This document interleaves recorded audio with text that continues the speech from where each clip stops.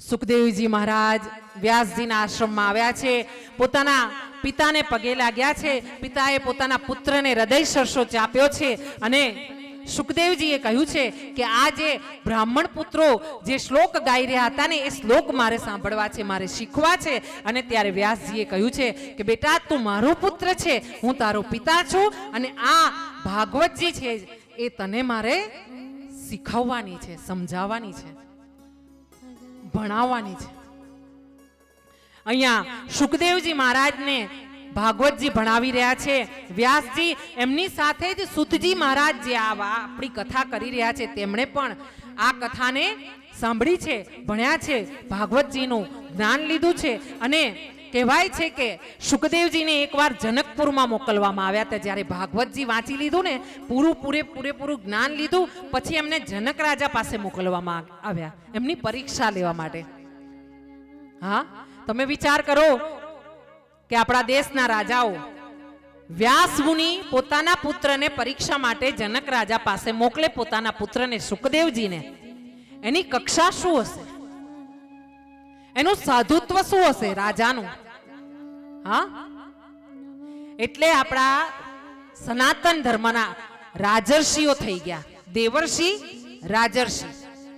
જે દેવ તરફથી દેવ થઈને તો જન્મ્યા, ઋષિ મુનિ થઈને જન્મ્યા એ તો હતા જ, પણ જેને રાજપાટ છોડીને, રાજા છોડી, પોતાનું રાજત્વ છોડીને ઋષિ બન્યા એવા રાજર્ષિ. મહારાજજી કૃપા બનાવી રખીએ.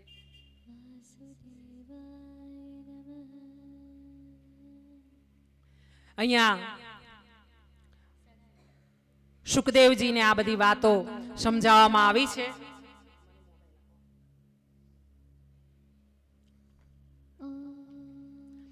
અને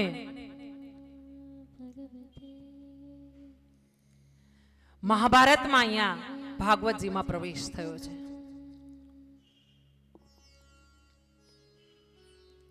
મહાભારત ગ્રંથ એવો છે ને કે જો તમે થોડો ઘણો પણ વાંચ્યો હોય ને તો જીવન જીવવા માટે બહુ બધું એમાંથી તત્વ મળે તમને. હા, એક ધૃતરાષ્ટ્ર એવા હતા કે જેમણે આંધળા, પોતે નયનોથી આંધળા તો હતા પણ બુદ્ધિથી અને ભાવથી પણ અંધત્વ. ધૃતરાષ્ટ્ર, હા, કૌરવોના પિતા. 100 પુત્ર કોને કહેવાય? એક પુત્ર માટે દુનિયામાં પડાપડી થાય છે કે મને એક પુત્ર મળે, એક પુત્ર રત્ન મળે તો ભગવાન મારો બેડો પાર થઈ જાય. પણ કહેવાય છે ને કુપુત્ર નાસ્તિ ગતિ. હા, જેને કુપુત્ર હોય ને એની ગતિ ન થાય, એની તો ગતિ થતી હોય ને તો પણ અટકી જાય. એ ગંગાજીમાં જતો હોય ને તોય ગટરમાં જાય, કુપુત્ર હોય તો. પુત્ર એટલે પુ નામના નરકમાંથી જે તમને બચાવે એનું નામ પુત્ર.